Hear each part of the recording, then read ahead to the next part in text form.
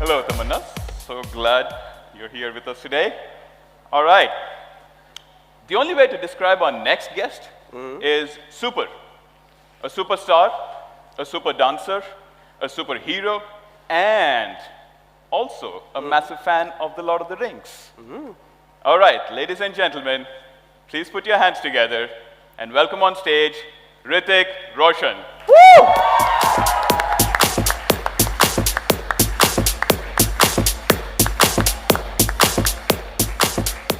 All right, welcome Hrithik. Thank you. So glad to have you with us. Now, before we move forward, I have to ask you the question to both of you. What about The Lord of the Rings, The Rings of Power, are you most excited about? Tammanah, you want to take a crack at it? Good afternoon, everyone. Well, definitely, Lord of the Rings, the cinematic appeal that it has, it's just one of a kind. Yeah. I still go back to it over and over again, and it still seems as fresh. I mean, it is visual storytelling at its best. So, be it the books or any of the screen adaptations that have been made, I feel like they're so engrossing and they just captivate you, take you into another world. And I feel like that quality is something I find most enchanting. Yeah, now that we've seen the teaser, the trailer, the preview, I really can't wait. I think it is stunning. As an audience, I'm just waiting, and I think it's going to be amazing. Awesome. Hrithik, what excites you the most? Oh, I think the trailer speaks for itself.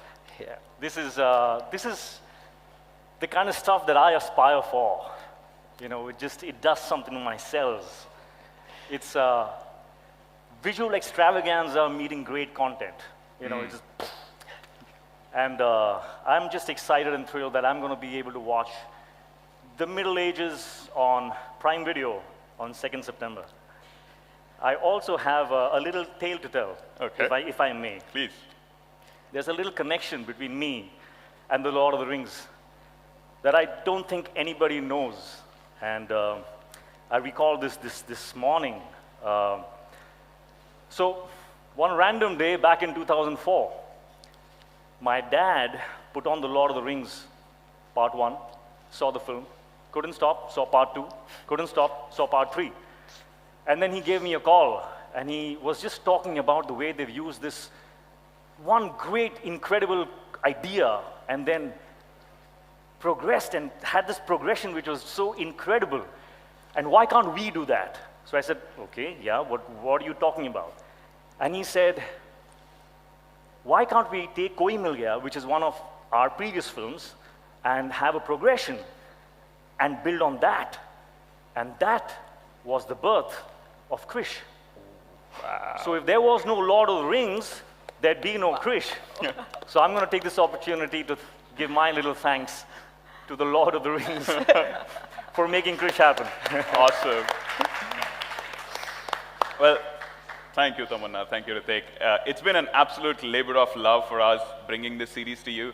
And we hope fans everywhere not only enjoy it, but also see the sincerity that we have attempted with in bringing Tolkien's work to life, right? And I thank you once again. I will now leave you two, fans of The Lord of the Rings, to bring on the stage the amazing team behind the series. All yours now. All right, thank you. Thank Ladies you. and gentlemen, big round of applause for Sushant Sriram. Come on, we can do better. Yeah. This is truly an exciting moment for me and us, the fans of the fantasy franchise right now. And I am not going to take any fans of Hrithik and Tammanah. Over to you guys. Thank you, Xerxes. Thank you very much. It's indeed a matter of great honor and privilege to be interacting with the magnificent team behind this epic series.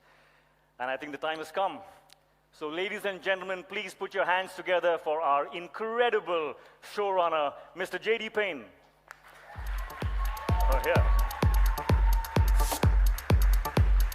Welcome. Welcome. Oh, okay.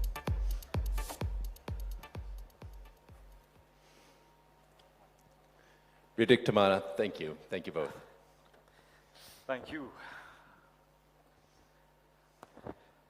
Welcome to India. Mr. Payne, thank you so much for being here. We're so excited and delighted that you are here. Thank you very much. It's wonderful to be in India, and I feel like I had a very warm welcome. I had a few minutes to wander the streets, and like 2 minutes after I got out of my car, a holy man walked up to me and put a dot on my forehead and tied a bracelet around me and gave me a blessing. So, that's it. That's it. I instantly felt blessed and welcomed in your country. So thank you. That says it all. It's going to be a huge success now. I believe it. That's how it works. Well, this is such an incredible, aspiring piece of work. I just saw the trailer and I'm completely blown. Absolutely incredible. Thank you. Thank you. Tell me, I was just, what was your experience of encountering Tolkien's work? And what does Tolkien mean to you? So I came to Tolkien by way of the Peter Jackson films. I saw them first when I was in my early 20s.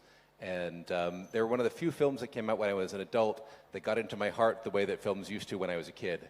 And from there I did the deep dive and read all the books and you know, got super into it. And now they've woven themselves into the fabric of my life.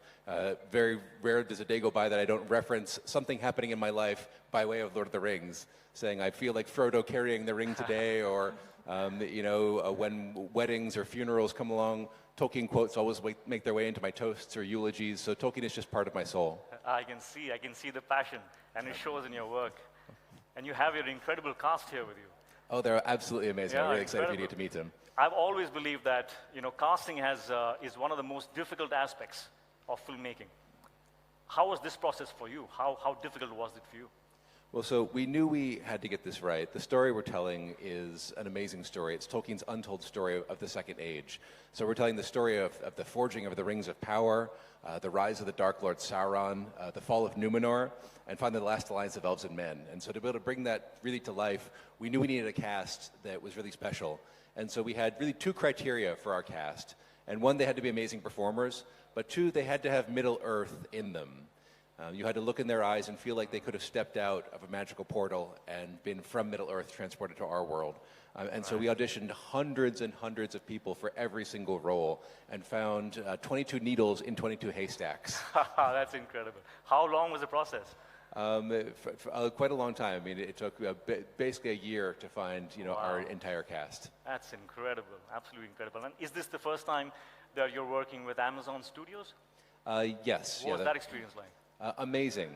So Amazon decided that they wanted to put on this enormous adaptation of Tolkien, and they had a huge ambition, and our ambition matched their appetite for what they wanted to do. They went out and got the rights to it, and then they basically said it's a wide open field, and so they opened it up to Hollywood to say, like, who has an idea for how they'd like to take this material and tell a story. And my partner and I came in and pitched a way in, and they got excited about it, and since then they have been incredibly supportive. They've given every resource necessary to realize Tolkien's imagination on the grandest scale possible. Wow, that's incredible. They're amazing. We've been very, very, very fortunate. I'm so glad you had a great experience. I mean, it was a fantastic experience. Like, you know, and I've worked with every studio in town in Hollywood, and Amazon has been amazingly supportive. I have one last question. How many days did it take you to shoot? Oh gosh, it was well, you know, so we had COVID that was in the middle of it, so we shot 20 some odd days, and then COVID you know, interrupted us, and we were on a hiatus for about 6 months, and then so I mean, it depends on how you count first unit days, second unit days, stunt days, VFX days, but something like 300-ish. Count them you know, all. sort of 300-ish. You know, yeah, and so a gargantuan schedule. I'd say that's inspiring. Guys, can you imagine my state as to how badly I'm fangirling right now? Like, J.D. Payne, Hrithik Roshan. J.D. Payne, welcome to India. How has it been for you? I really want to know. Oh, it's been fantastic. It's been really fantastic. I've dreamed of coming to India my entire life. I've admired this entire country from afar, and had Indian friends since I was a young boy. My first Indian friend was Hrithik Bhatia, that I used to play soccer and football with when we were 10 years old, and you know, and I've had Indian friends ever since, and so it's beautiful to finally come to this wonderful, wonderful place. I'm so glad you feel that way. Now, I'm going to dare and ask you this question. You are an epic storyteller. Star Trek, guys, there's nobody who hasn't seen it. It's not possible. So, I mean, this is something that's a familiar ground for you in terms of scale and, storytelling. But was it daunting for you to attempt material that has fan following, which is so widespread, and for them, this material is so sacred? Also, was it any kind of pressure while you were attempting Tolkien's work? Well, I mean, the biggest pressure was the pressure that Patrick and I put on ourselves, simply because there's such a need for what Middle-earth can bring to our world. There's a real darkness in our world right now. There's a lot of people who are in a lot of pain. Political darkness, economic darkness, social darkness, just a lot of challenges. And Middle-earth speaks to people in their soul.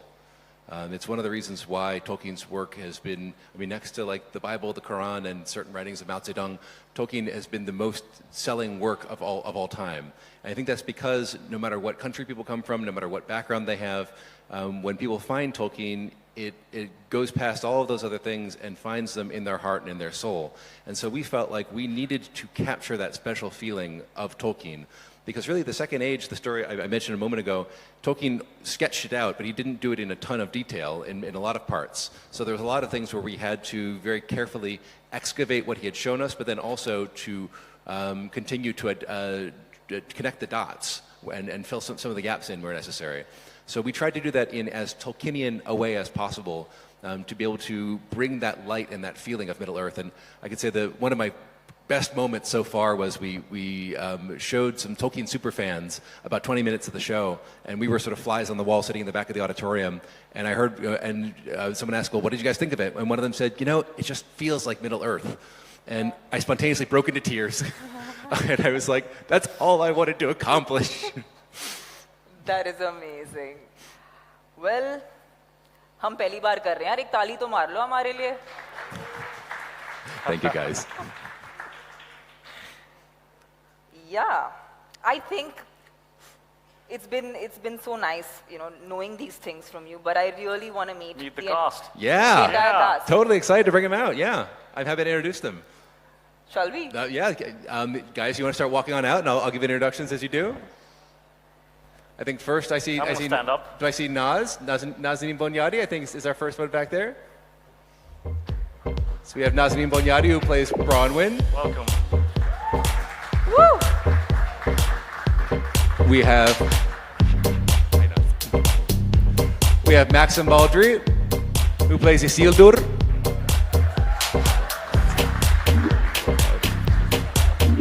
We have Markella Kavanagh, who plays Eleanor Nori Brandyfoot. We have Lloyd Owen, who plays Elendil.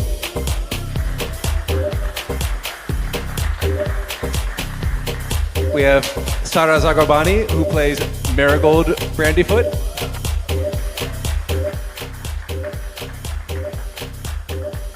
And we have Charlie Edwards, who plays Celebrimbor.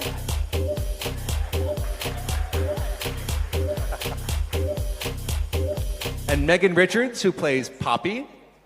Let's make sure there's enough stage. Poppy Proudfellow, I should say. And we have Tyro Muhaffedin, who plays Theo.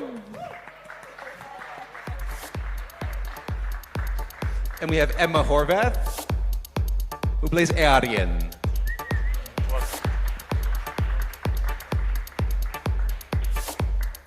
And Rob Aramayo, who plays Elrond Peredale.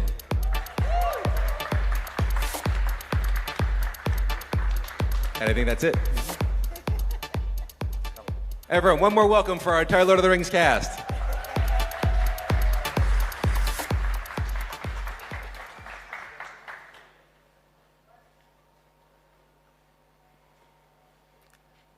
What? Yeah, well, it's the Second Age, so he's much younger than the trilogy or anything like that. He's half elven, which is a sort of unique thing in the elven world.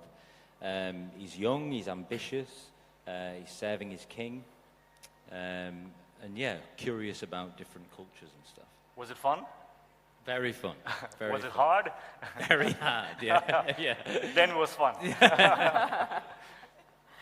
Nazanin, can I ask you a question? Yes, please. So you play Bronwyn of the Southlands, Yes. and she's a healer. So what we've seen in the trailer is she's extremely powerful, yet she's nurturing. So from where did you draw the strength to play a character this magnanimous? Thank you for the question. It's so good to be back in India. And thank you for your warm welcome and hospitality.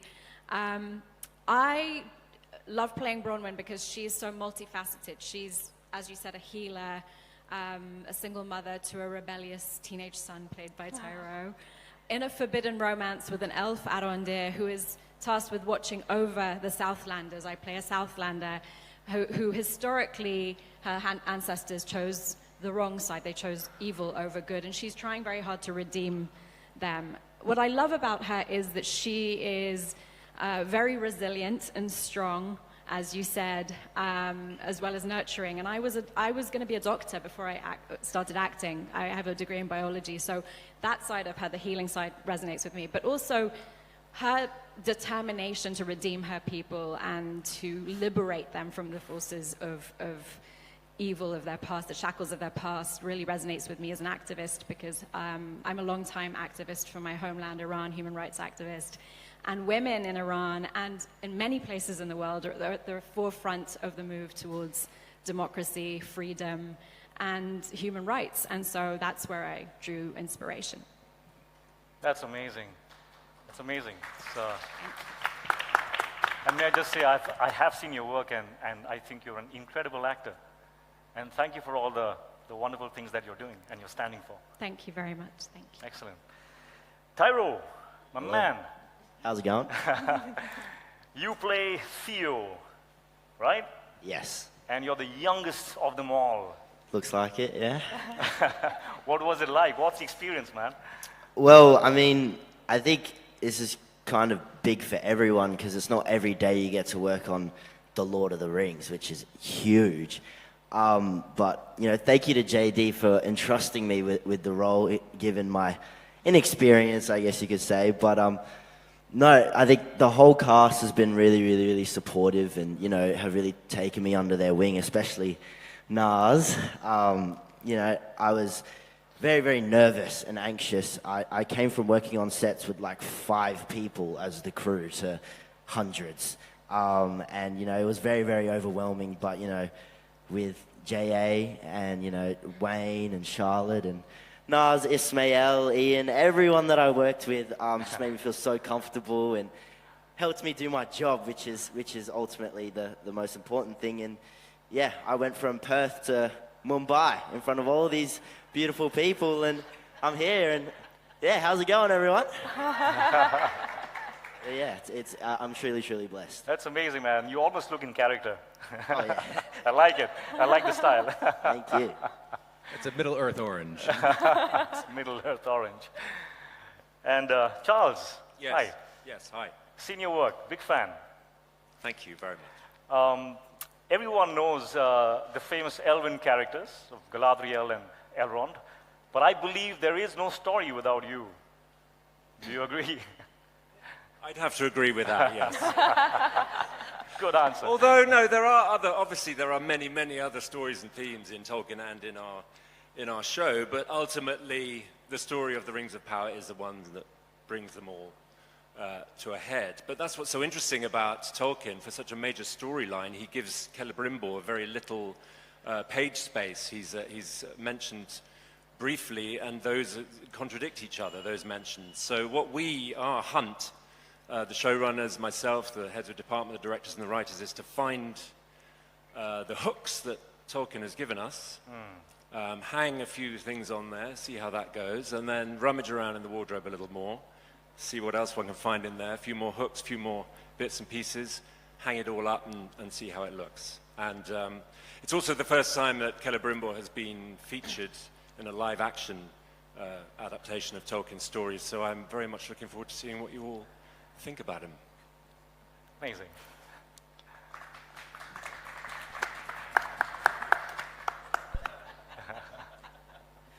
Lloyd, I'd really like to ask you, you're playing Elendil. I am. Who's the father to Isildur. Isildur, yeah. Isildur The was a naughty very boy important here. character, but I just didn't want to do debauchery of the language. So I was like, okay, let me not get Isildur wrong, because everyone out there will want to come after me then. So, so definitely, you're playing the father to Isildur and Eärien, who's played by Maxim and Emma. So, can you tell us what do we expect out of the series, and what is this world, and what's been the experience for you being a part of this? Thank you for the question. First of all, it's really, really good to be back in India too, like Naz. I've had a beautiful experience working here in the past, so very happy to be back.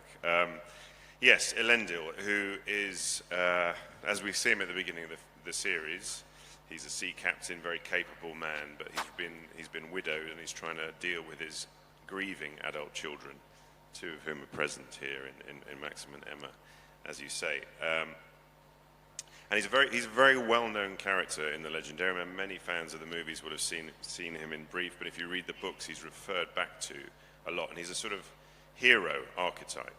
And he's very dear to a lot of the fans' hearts for that reason, because of his ultimate self-sacrifice at the end during the alliance of elves and men, where he dies in the act of trying to defeat Sauron. So, but again, rather like Charles was saying about Celebrimbor, there are only these sort of limited signposts along the way that Tolkien gives us. So there's this great sort of responsibility and privilege and excitement to be able to fill out those gaps. And where we see him at the very beginning is this one. Tolkien's Atlantis is Numenor, the island of Numenor, where Elendil comes from. And at this point in the story, Numenor is at its absolute peak, but it's right on the precipice between a sort of more nationalist side of the island, which feels they need an independence from the elves, and a more faithful side. And Elendil is very much torn between those two parts of society, between his head and his heart. His head is rational, pragmatic, trying to keep his family safe, and his heart is drawn towards the faithful. And something of the schism in that society is also reflected deep in the family within his children. So that there's a lot for him to deal with at the beginning, and I'm very excited to chart this man through that journey. So yeah, I'm very, very privileged and very excited to be here. As an actor being on the set, the adaptation of Numenor, nobody's ever seen this world. So how is it to be on a set which so many people have imagined but never really seen? You were actually there, so what was the experience like? It was genuinely extraordinary in the sense that in the modern world we expect everything to be CGI now, but we built Numenor, we built the capital city of Numenor, and it took 6 months to build. And I remember the first day walking onto that set was quite an extraordinary experience. I was with JD and he showed me around, and just the attention to detail, the amount of skill and brilliance in every department on this job, and ultimately the dedication and love that you feel. So they built the city from the ground up, and you can feel the history and how architecture changed over centuries, where loyalties lie, and the changing face of the landscape around it. Because that was also, I think my second day on set was filming a sequence on the beach with Galadriel as we're riding our horses. And again was with JD, and we realized that this is the first time that we'd seen the geography of Numenor, the physical geography of Numenor. And that was another beautiful moment to think, wow, I'm actually the first person to be part of that. So that was super exciting. And there's one member of our security team from Amazon who walked us back when we were in Comic-Con, walked us back to the hotel. And she said, I've been told not to talk to the actors and geek out about Lord of the Rings. I was like, come on, geek out. Let's see what you got. But she'd said both her parents were fans of Lord of the Rings. She'd read it. She'd read the Silmarillion. She'd watched the movies. And she said, and when she saw Numenor on screen for the first time, she'd seen the first 3 episodes, she said she just burst into tears. And I took that as a really, really good sign that oftentimes when we read the books, our imagination is really powerful, but somehow this exceeded her expectations, or should I say enhanced her expectations of what Numenor was. So I was really, really pleased about that. That's really amazing. All I'm thinking is I wish I had that voice. I know, it's a great voice, isn't it? It is. It's a little deeper after the aeroplane you can flight use we it, just right? took, You know how to use it. Lloyd, the thing is, most of the times I sound like you. So I have a hard time sounding like me. Maxim, Isildur, huh? Yes. How does it feel? Because this is a character that everyone is waiting to watch. And it has fans all over the world. So where does this arrive in the series? Well, he's a sailor on the kind of cusp of adulthood when we first meet him. And there's an emptiness and a void in him. And I guess he doesn't really want to fit into societal expectations of him. He doesn't want to really be like his father in a way. But then there's a pressure to also... Children. So you kind of meet him deliberating and yearning for something else that potentially is not in Numenor, not on the island. Nice. Emma, I have a question to ask you. Do you want to say something, Hrithik? Go on. Are you sure you don't want to say anything? Absolutely sure. Just checking. I was just thinking he could do well in Hindi films. Actually, he does have a Yeah. very Indian face. Yeah. I don't know if it's... I'll take that. Would you do a film in which you'd cast the three of us? The three of us? Yeah, why not? Yeah, well, if you write it. Anyone interested? Make us Mr. out Payne. there, in case anyone's listening to us. Between seasons, see no evil, hear no evil.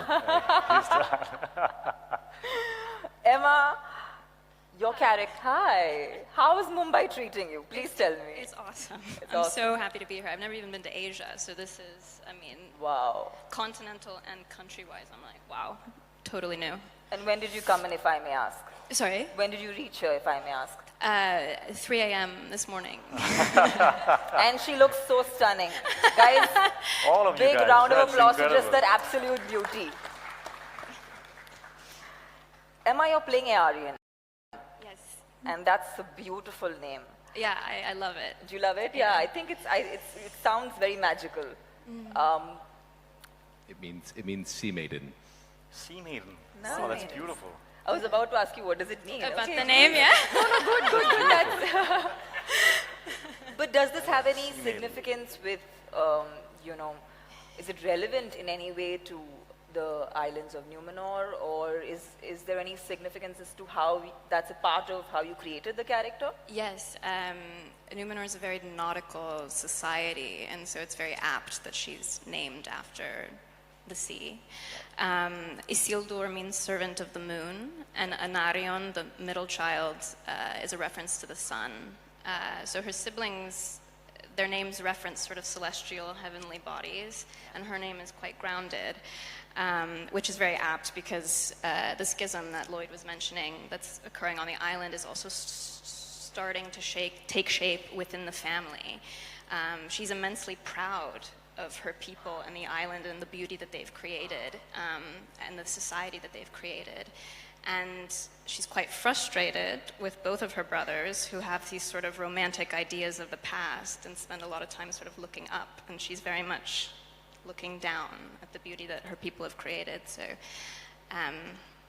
yeah, I think her name is very appropriate. It's a beautiful name indeed. And Markella, hi again. Hello. You play Nori, a Harfoot. Am I saying that right? Harfoot. Yes, you are. It wasn't working before. Yes, I do. I play Harfoot. Harfoot. What is a Harfoot? A Harfoot, they're a migratory group. They're a community, and they have big feet and ears, and they have a lot of heart and joy, and stick together in the face of adversity, and they're constantly looking over their shoulders, but they're optimists as well, despite having to be survivors. Is there anything specific that makes them special to you? I think that they don't see their vulnerability as a weakness. I think that Wow. they're able to I like that. recognize how it can be a strength, and actually by opening up to people, to the rest of the community and to their loved ones, they can Right. hopefully find a better life for themselves and find themselves a home. Right. And Megan, hi Megan. Hello. You play Poppy, who is best friends with Nori. Yes, I do. Right. And what can we expect out of this friendship? Poppy and Nori's friendship, they are very much the yin to each other's yang. Poppy is sort of the more cautious out of the two of them, and I think it's safe to say Nori is the more adventurous of the two of them. So that already tells you quite a lot. But Poppy sticks by Nori's side throughout the series, and that is sort of like an ongoing theme, I think. But she does that because she finds it important. She has such a love and loyalty for her friend. And she finds it, you know, Markella's already mentioned the community, and in the community they have a very specific set of rules. And they're very important in order to ensure everybody's safety. And Poppy really believes in those. And so the reason that she follows Nori is for protection. She believes that that's the best way to protect everybody, community included. So they get up to a lot of adventure and a lot of mischief and a lot of fun. Sorry. Did y'all know each other before the No, shoot? we didn't. We didn't. We met on the day. On the Maybe day. like a couple of weeks before we started filming. But it was really nice because we got to sort of hang out and call it work. That's nice. Yeah, it was really nice. That's nice. They're like sisters, these two. It's amazing.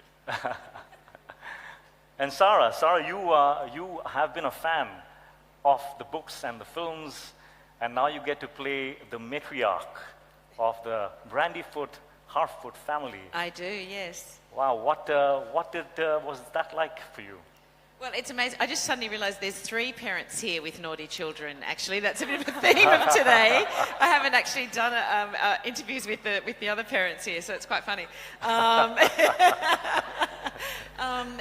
As a fan of fantasy, it was obviously incredible, but I don't think you needed to be a fan of fantasy to realise that this is an absolute dream job. I mean, first of all, this incredible cast that I get to work with and that I get to now travel around the world with and come to an amazing country like India, where I haven't been before, is just a joy. So, lover of fantasy or not, it's been one of the best jobs of my career. Playing Marigold is also an absolute honour. Thank you to JD and Patrick. Being a parent to this beautiful actress here, Markella Kavanagh, and a surrogate mum to Megan Richards, and having so much fun on set. The Harfoots, as Markella was saying, you know, they've been through a lot, but they have a lot of joy and laughter and love, and that's what it was like being on set. We just had such an incredible time working together. And I'm quite stunned that I'm sitting here with them all now, able to talk about it to the world. It's just such a privilege. Well, I have to say, the joy and the love, it shows. It's showing on all your faces. This is going to be a great one, guys.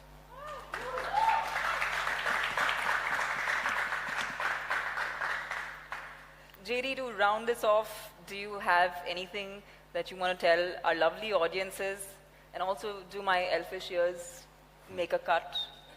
I'd like to know. They're wonderful. I mean, you would actually have to cut them a little bit to help them make the cut, but but they're close. They're close. Okay, good. Let's talk.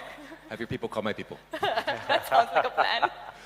Well, I just wanted to reiterate what a special group of people you have in front of you right now. It's been my great joy to work with them each over the course of several years now, and I look at them each and have a dozen stories that pop into my mind for every single one of the people here. And you're just getting a small taste of it now, but each of them in some moment of the season will take your breath away. They truly have that special something that is part of Middle-earth that is inside of them that they've managed to capture with these characters, and the world is going to discover it very soon.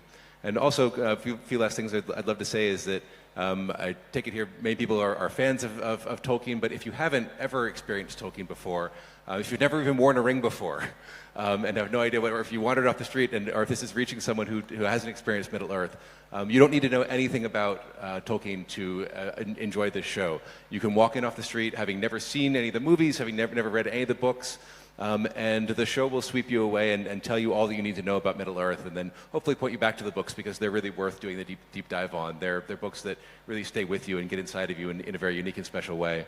And this is a time in the world when we need a little bit of Tolkien and we all need a little bit of Middle-earth. So we hope that you're able to enjoy the show and feel that special thing that each of these people has been such a foundational part of bringing to life these years. So thank you very much for having us here. We really appreciate it. It's amazing.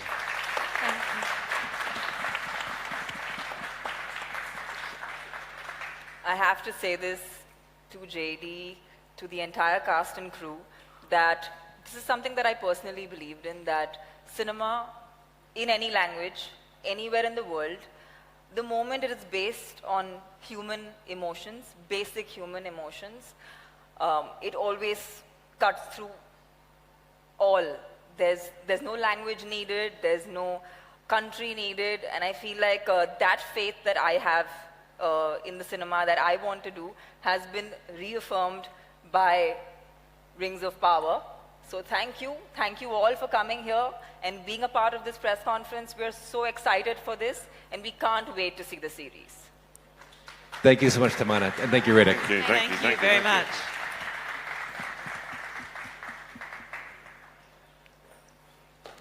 Wasn't that a wonderful... Sorry, I didn't mean to pull a Ring of Power on you. But yeah, wasn't that a wonderful moment for all us fans of the Lord of the Rings? Let's give them a huge round of applause and the wonderful cast and crew of Lord of the Rings, the Rings of Power. It's a perfect opportunity for a photo op at this point, yeah? Yeah, let's have Gaurav, Albert and Sushant back on stage for a wonderful photo op with the cast and crew, Hrithik and Tammanah.